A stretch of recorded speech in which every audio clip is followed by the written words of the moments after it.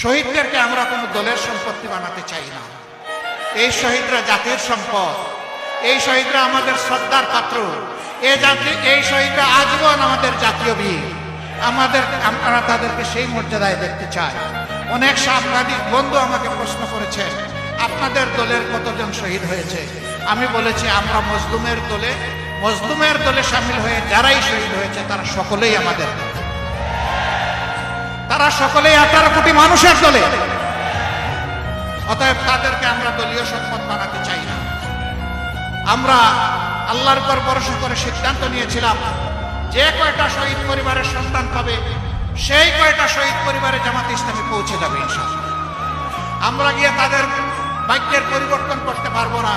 গিয়ে শুধু বলবো, আমরাও আপনার পরিবারের সদস্য। গিয়ে শুধু বলবো, এখন থেকে বাকি জিন্দেগি আমরা একই সাথে সুখ দুঃখের অংশীদার।